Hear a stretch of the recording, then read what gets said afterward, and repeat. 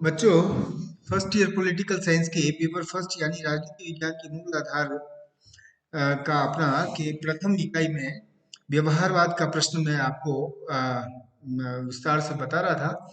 मैंने कल बताया था व्यवहारवाद का उदय कैसे हुआ, व्यवहारवाद का अर्थ क्या है और व्यवहारवाद किन परिस्थितियों में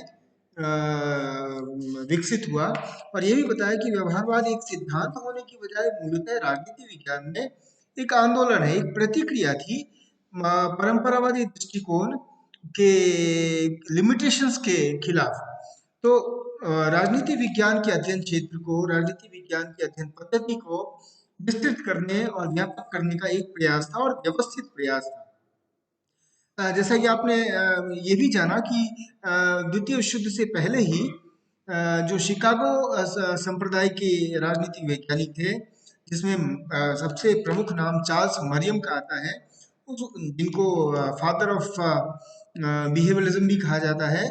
उन्होंने किस प्रकार से एक एक राजनीति विज्ञान को यथार्थवादी विज्ञान बनाने के लिए और एक शक्ति के संदर्भ में राजनीति विज्ञान को देखने का प्रयास किया। कैटलीन, लासवेल, ये भी उसी मत संप्रदाय के थे, न्यूमैन।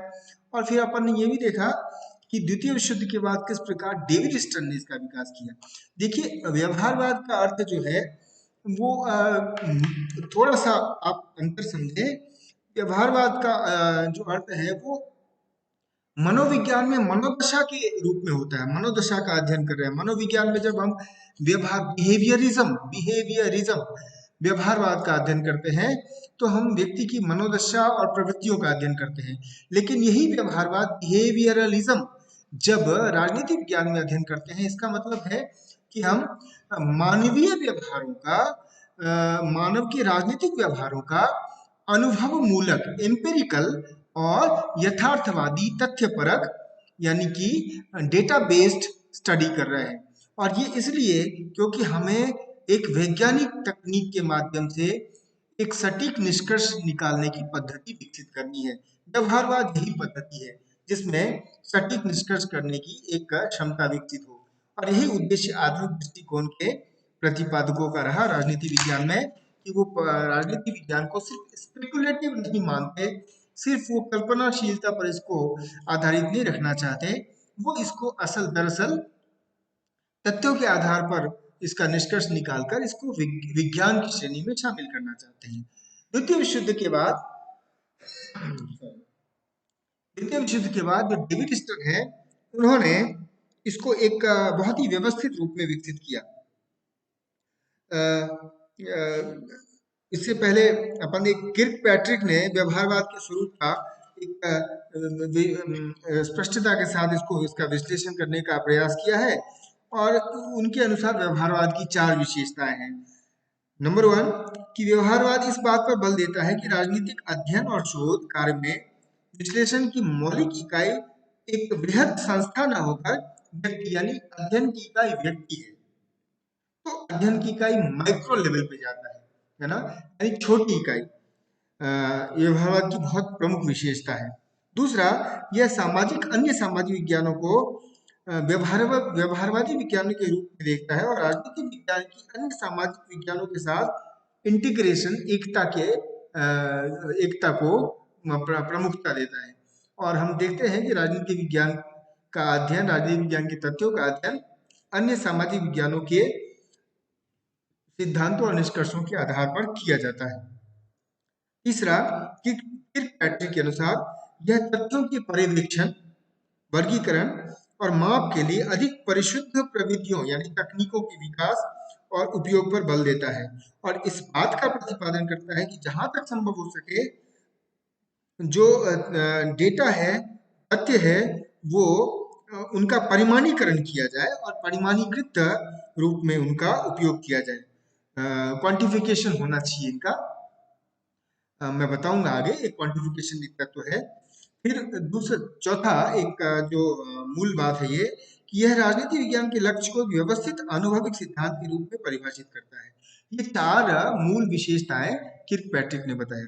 लेकिन व्यवहारवाद को और भी ज्यादा व्यवस्थित रूप में हम देखें तो डेविड स्टर्न ने भी विकसित किया।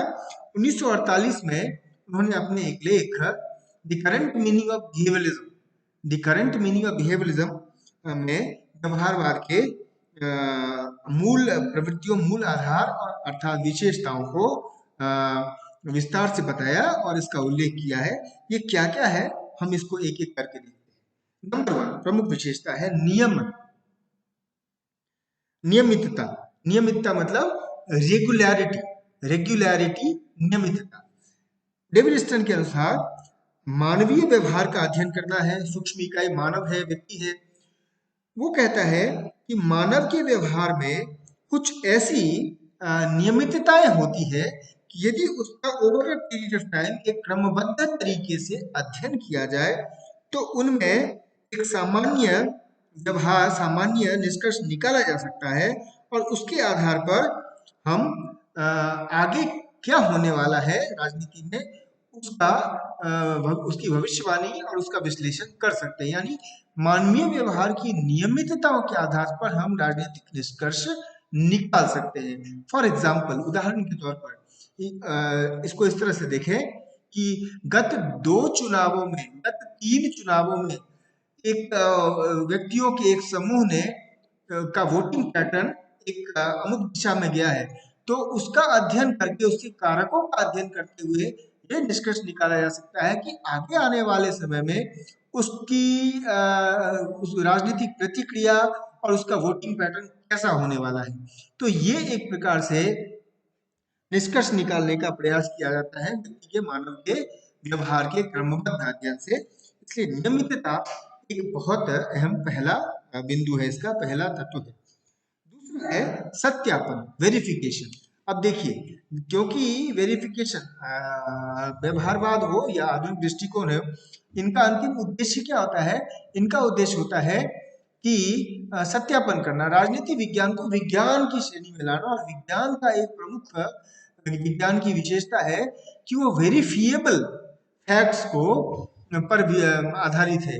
यानी कि ऐसे सिद्धांत जिनका प्रयोगों के माध्यम से बारंबार सत्यापन किया जा सकता है। न्यूटन ने एक गुरुत्वाकर्षण का नियम बनाया, नियम प्रतिपादित किया और वो वैज्ञानिक नियम बन गया, तो उसको बार बार अपन प्रयोगों से साबित कर सकते हैं। ठीक इसी प्रकार से डेविड स्टर्न का मानना है कि राजनीति विज्ञान में ऐसे सिद्धांत विकसित होने चाहिए जिनको बार बार अपने राजनीतिक प्रयोगों के द्वारा, अध्ययनों के द्वारा सत्यापित किया जा सके, है ना। और ये सत्यापन की क्षमता यदि विकसित हो गई राजनीति विज्ञान में, तो वो निश्चित रूप से एक विज्ञान की भांति ही विषय होगा। तो ये आधुनिक दृष्टिकोण की प्रमुख विशेषता है, व्यवहारवाद इसको अपनाता है। तीसरा है तकनीक। तकनीक मतलब अध्ययन की तकनीक, तकनीक मतलब अध्ययन की तकनीक। सामान्यतः परंपरागत राजनीति विज्ञान में हम देखते हैं कि दार्शनिक, ऐतिहासिक, वैधानिक ये तकनीकें अध्ययन की अपनाई जाती थी, जो कि मोस्टली ज्यादातर कल्पनाशीलता, आदर्शवाद और स्पेकुलेशन पे आधारित थी, है ना। यानी कि वो बहुत सटीक नहीं हो सकती थी, वो मूल्यों से परे नहीं होती थी और इसलिए वो सटीक नहीं हो सकती थी।